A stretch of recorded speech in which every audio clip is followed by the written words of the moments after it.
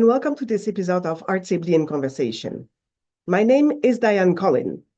I am a woman with short hair, blue eyes and glasses, and today I wear a black top. Behind me are shelves with many books.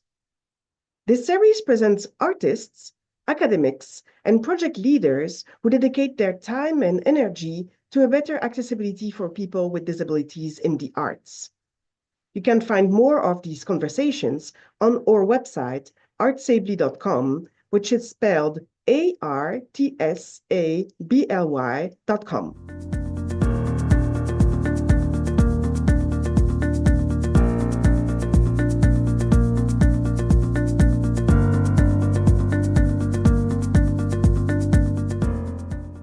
Today, Artsably is in conversation with André Louis, a musician from London, UK, and an accessibility expert for features in digital audio workstations.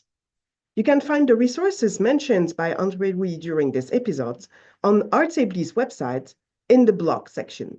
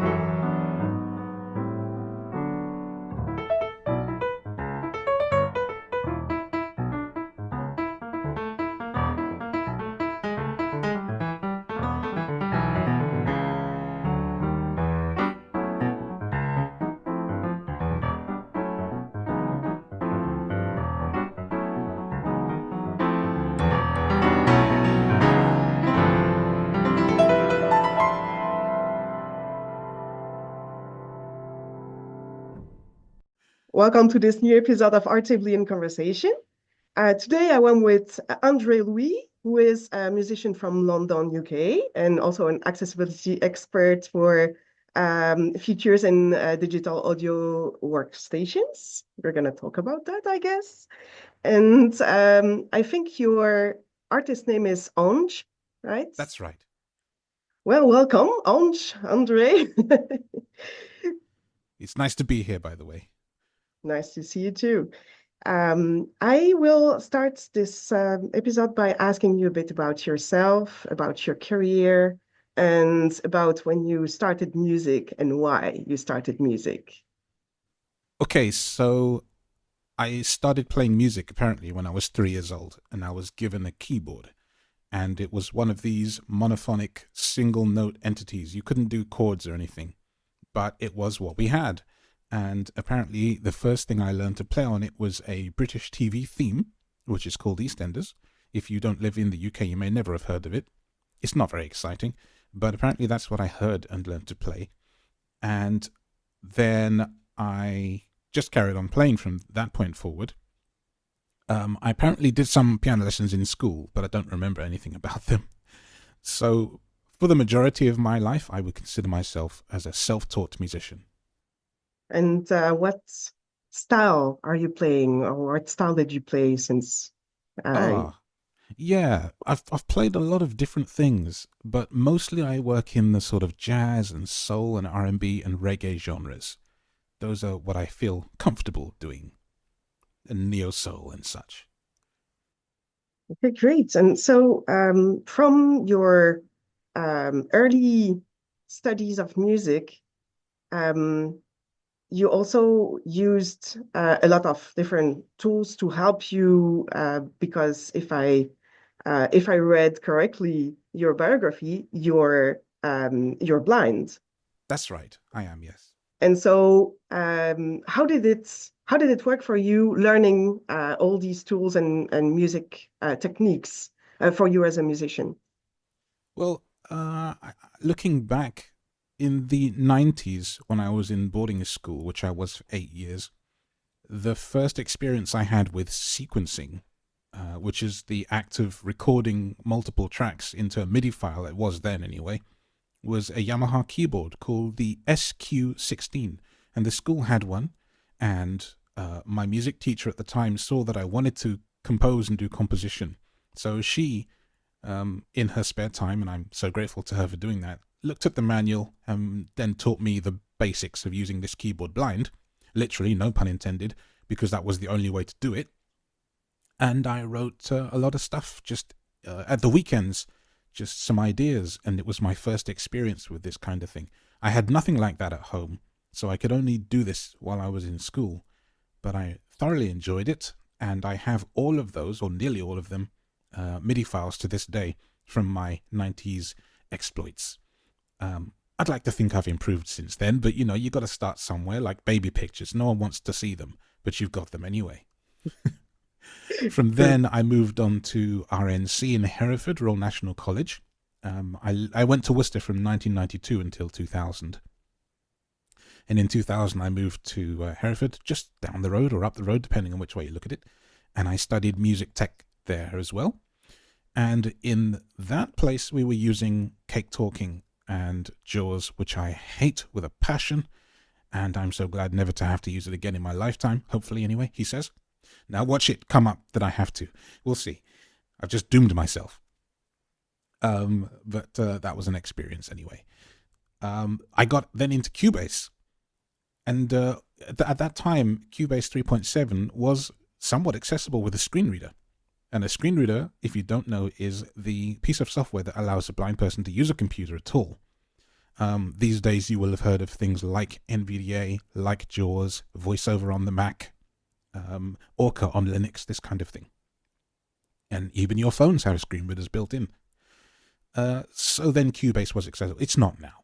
It's changed, unfortunately, from what I know. Then I moved on to a free sequencer from a guy in the UK called James Bowden. He worked at Dolphin Computer Access, and Dolphin Computer Access is a manufacturer of screen readers. But in his spare time, he made this sequencer, and I used that for 13 years, up until 2016. That brings me to present day now. I use Logic Pro on the Mac, which is accessible. It's an Apple-built product, and Apple made the screen reader that I use, which is VoiceOver. So now I compose for myself and professionally, and I gig and all these things using a MacBook Pro and Logic Pro X. Well, it's actually not Logic Pro X anymore. It's now Logic Pro 11.2. So times change. But yes, And you're long also answer. Sorry about that. no, not at all. I love long answers.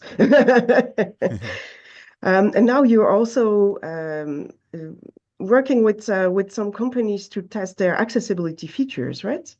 That is true. I have worked alongside Native Instruments, particularly Native Instruments, and I've done product demos for companies like Fracture Sounds and Spitfire Audio and things like this on some of their products. And yeah, in my spare time, I run my own YouTube channel and podcast as well, actually. On the YouTube channel, I demonstrate products I like the sound of that give me, good feels and inspiration. And I do a lot of that sort of thing, and it's quite fun. You work with complete controls, right? Yes, sitting right in front of me, right here in this shot, actually. This is the keyboard I use and gig with every day. My pride and joy. Yeah, and yeah, for those who are interested in, if you go to Andreli's YouTube channel, you will see him play exactly in the same setting of what we are seeing right now. Yes. And I saw you play jazz, and I love that. Yeah, this is where I live. This is Jazzland, you know. I love all that. I love improvisation and soloing, and I compose music and all this kind of stuff. You're teaching also, right? Yeah, I teach Logic to blind students because I wanted to give them, some of the opportunities I've had. So do they come to your studio, or do you do that virtually, or how do you do that? Well, pre-pandemic, I always did it in person, and then pandemic taught me the value of remote learning, and it saved a lot of time and effort on their part and traffic. So now I just do it remotely.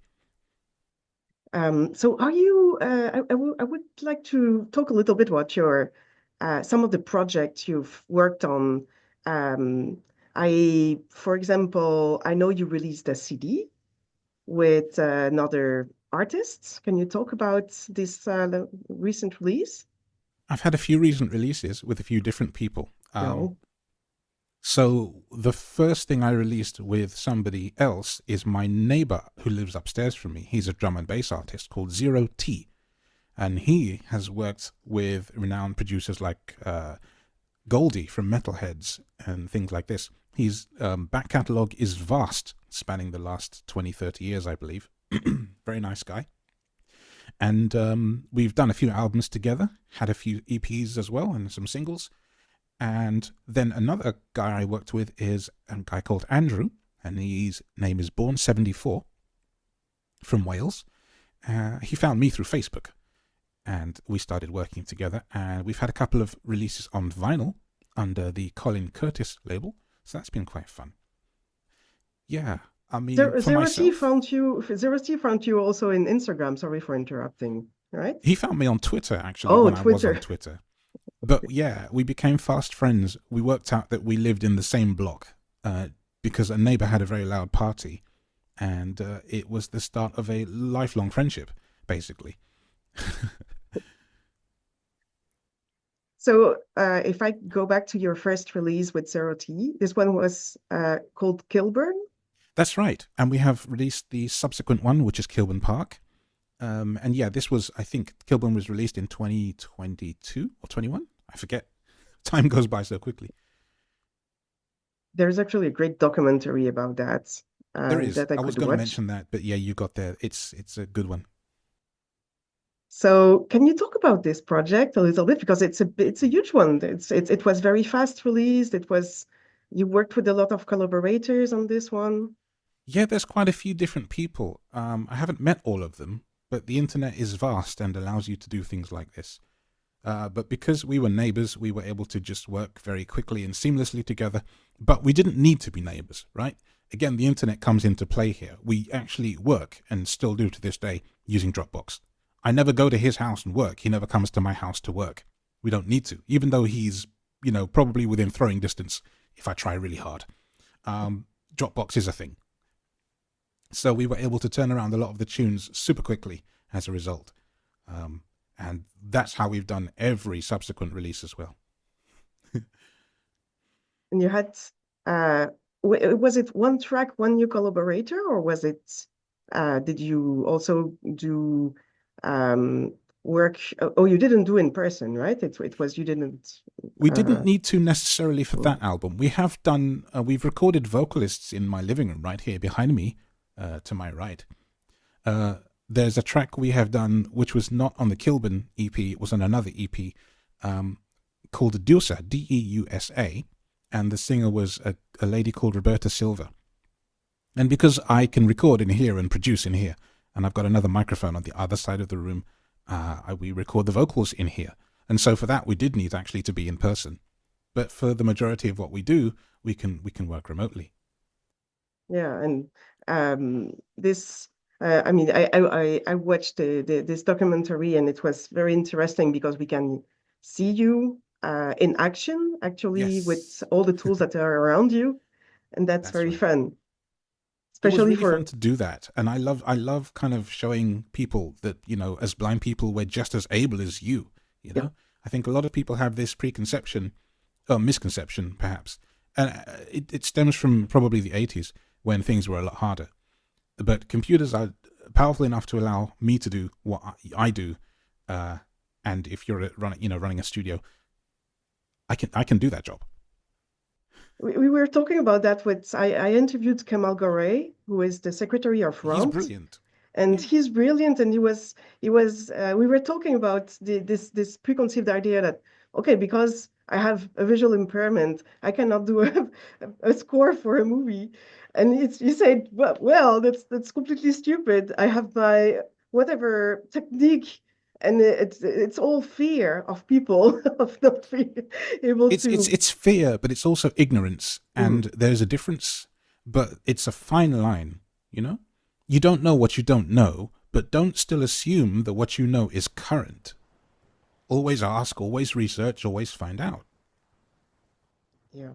Yeah, we live with this as in this assumptions world, unfortunately, and it's usually up to to us as disabled people to come to people and say, well, Yeah, there is I no think you're right. difference. Exactly.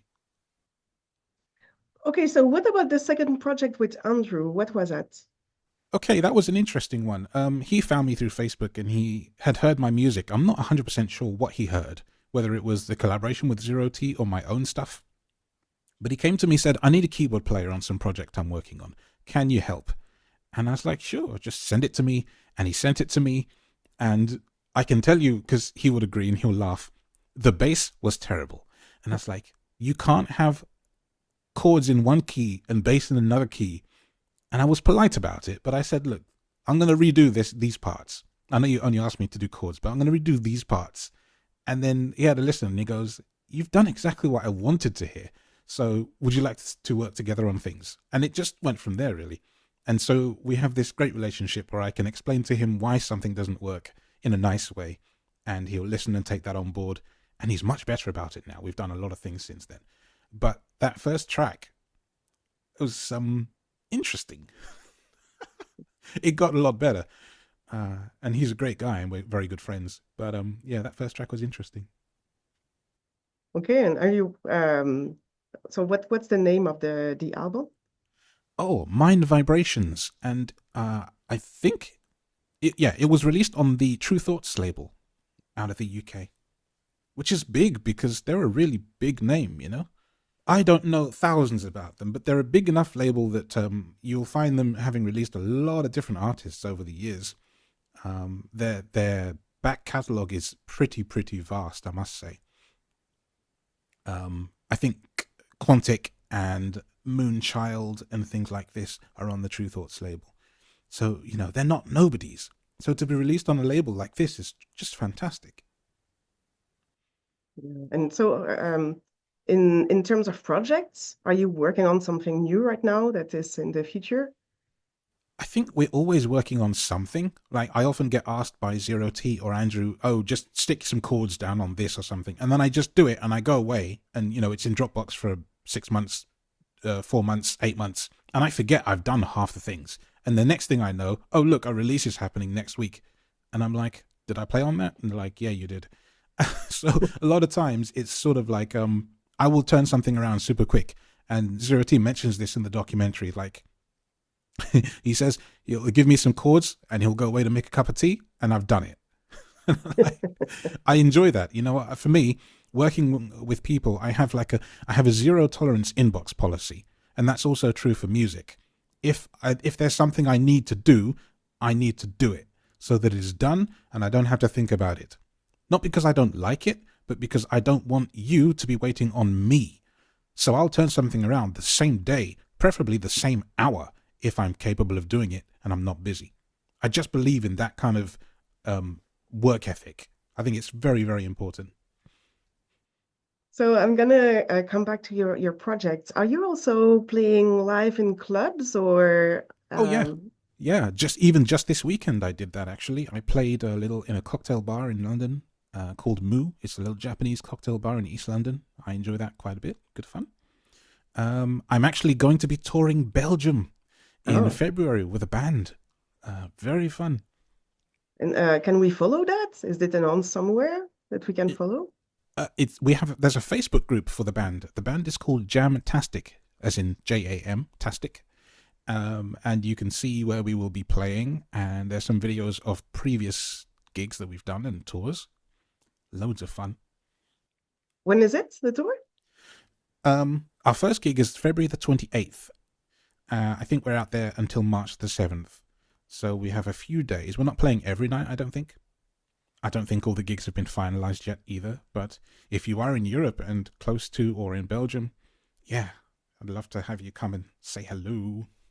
Well, there will be a resource page with this documentary, so we're gonna share that so that brilliant. people can have a look. That would be amazing. I'm intrigued by all the equipment that is around you. Can you talk about your equipment?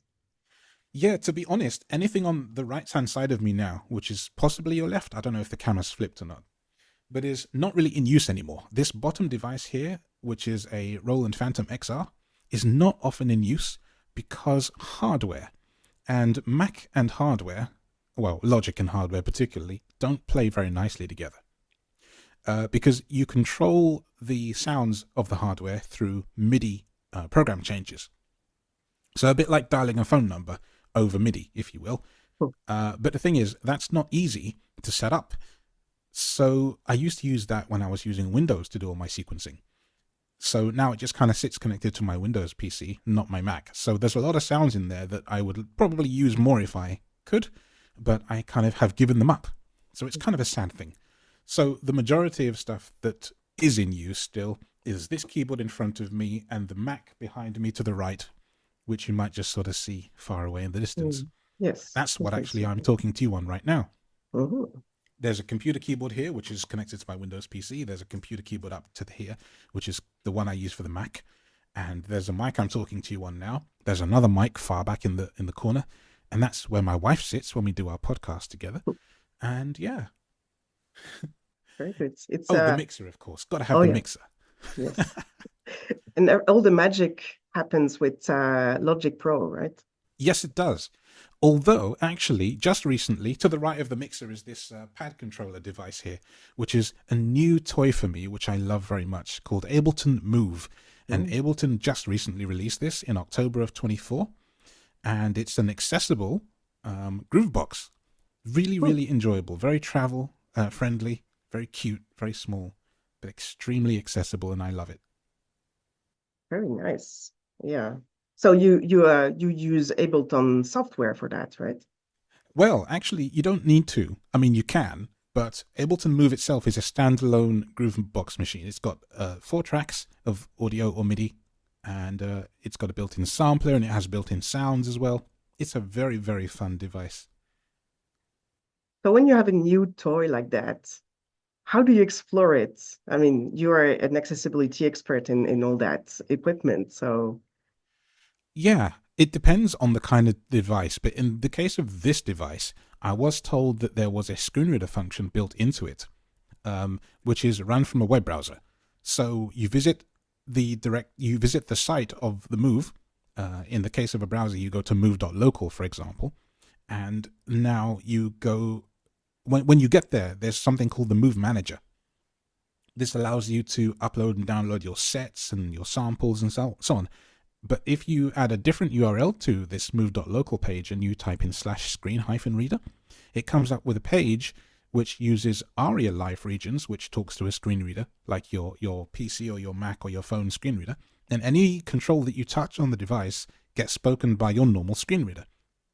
So a lot of people were confused by this. I did a video about this, by the way, because it's a groundbreaking piece of software and technology, really.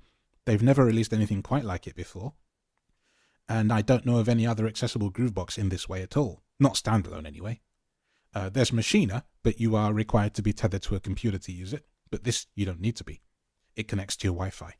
So to explore it was just getting to grips with using the Move Manager webpage and then learning what all the controls did by reading the manual and talking to one of the Ableton people that I work with called Adi, who's phenomenal, by the way. And that's how I got into this whole thing. And I was the first blind person to actually do a demo about this screen reader stuff online.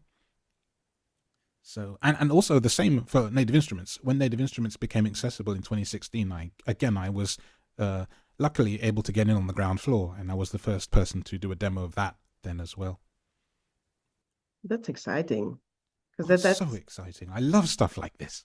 Yeah, and it shows that really accessibility is starts to be more and more present in our digital tools, which we waited a long time. And I remember Cubase because I remember the accessibility issues that started to happen, and then this group that gathered together and tried to make it accessible, but for a reason could not. That's right. Yeah. It shouldn't be this way, you know? Everything should just work. But unfortunately, there are a lot of these in-house custom libraries that people use that mean that a screen reader doesn't know how to talk to them. And that precludes us from being able to use it, which is a shame. Yeah.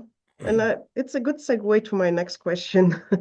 In Ramped, because we are both in Ramped, right? We're both Ramped Pro members. Yeah. And people who follow my podcast now know quite a lot about Ramped because it's an important organization. Sure. And we frequently talk about what accessibility in the disability culture is. And I like this question because everybody has a different definition of what it means for each artist to work in an environment that allows to increase accessibility in disability culture. So I'm going to ask you, what does it mean for you to work in that environment? In 2017, I went on tour with a band. The band is called Steel Pan Fusion, and that was the first time I'd ever used a MacBook on stage with Logic and everything like this. So accessibility on that tour meant that when we had a piece of music that required a sitar, and I had to turn the drone up and down, and I had to know what track I was on to do that, so I'd have headphones connected to my Mac that would not go to front of house, because no one needs to hear screen reader blaring out of the PA. That's terrible. But what it meant was that when I would go to the right track with the sitar on it and touch one of the controls in front of me, here, these 8 knobs, one of them was the tone volume. The drone volume, sorry. So I turn up the drone volume, I play my bit, the whole band comes in after I'm done, I turn it down, I then go to the piano track, because that's where I'm supposed to be, and then I begin to play. So accessibility means that I can do this completely blind, while still knowing that I'm in the right place, doing the right thing, and not turning the wrong knob. Because you can't do this thing where you gently tap a key. Okay, that's the wrong sound. That's the wrong sound. You need to know exactly where you are. So hearing the speech tell me the track I'm on, do the right thing, play the right thing, turn it down and carry on, that's professional. Unprofessional is what I just showed you, because no one should have to hear that. So that's partly what accessibility means to me. It means having the same access and understanding and usability that my sighted counterparts do in this industry, right? But what it also means is working with people that appreciate me for me and make my life easy and look out for me. So this band was like that, you know?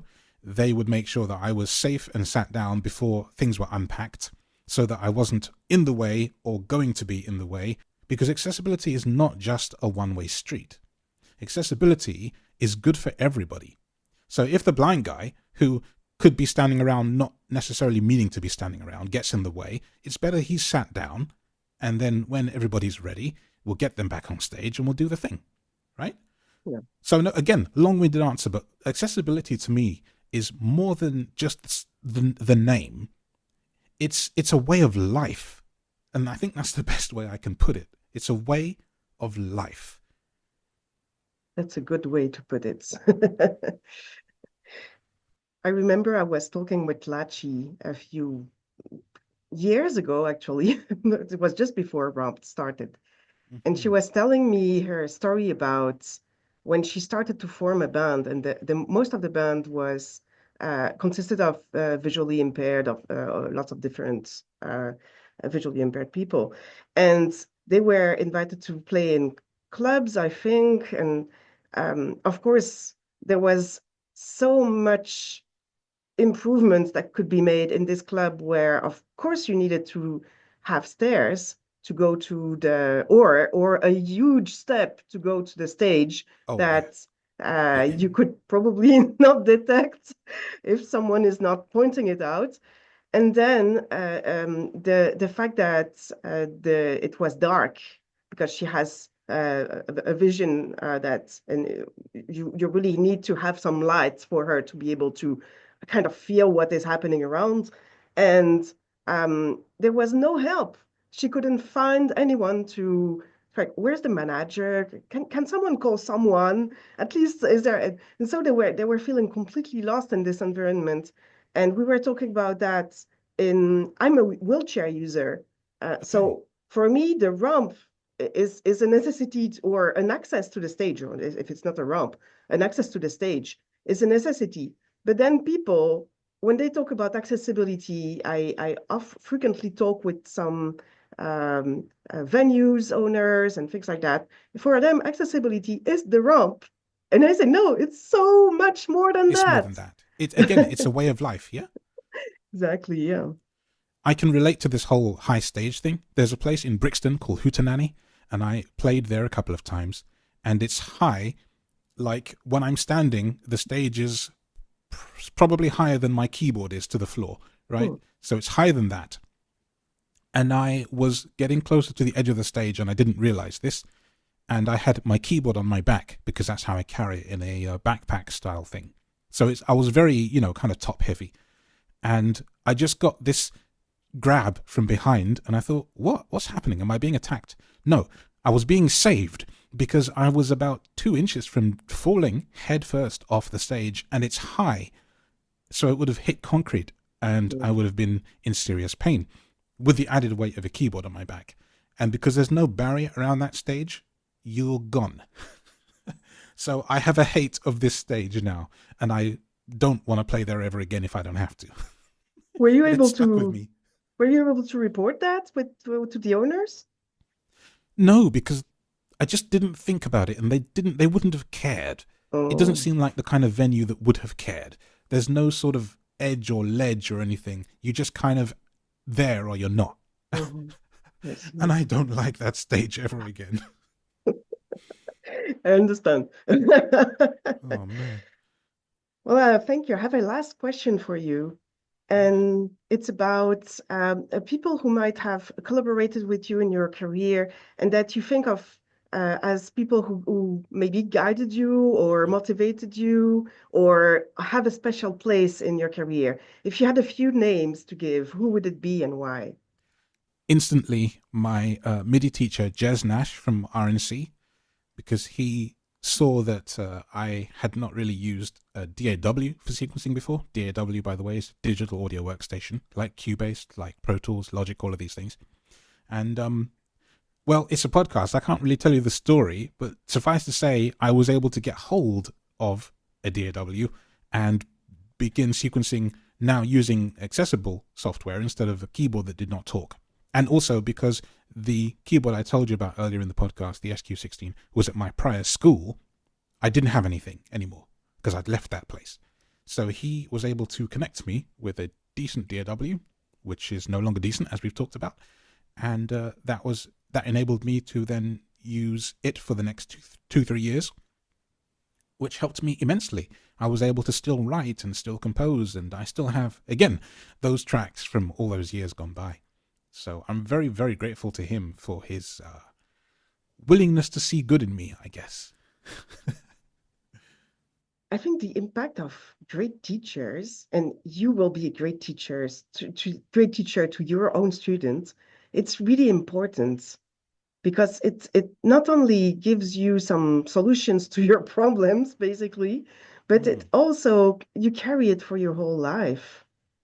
Yeah, and I remember him so fondly because he was just excellent, both as personally and private and publicly, like as a teacher and a friend as well. Someone I would be happy to have dinner with, buy a drink for. I owe him a lot. Well, thank you so much for this conversation. Thank you for having me. And I wish you a great tour. Can I just say one last plug is to say check my podcast too, please. Oh, yeah, go ahead. So where can we check your podcast? So my podcast is, because we're a blind-sighted couple, I'm blind and my wife is sighted, we started a podcast last year called Stroongecast. Now, the name Stroonge comes from the first time we met, and I was probably playing with keyboards or being geeky or something, and she came to visit me, and she said that you're Stroonge, meaning strange, but I like you. And I said, what does this mean? She said, well, that's my word for strange. Now, she doesn't remember this conversation at all. This is in 2007, but I do. And the word just kind of fell out of use. But when I was looking for a podcast name, I was like, I need something that no one else has. So when you Google STROONGE cast, the only thing that comes up is my podcast. And it's very, very hard to find a word or compound word that no one else has used in their life. So I did. Very good. Well, we will post that on this resource page that I was mentioning earlier. Thank you. Okay, thank you. Have a great day and a great tour. Thank you. Thank you very much for having me. And thank you for listening to my story today. Thank you. Bye. Take care. Bye-bye.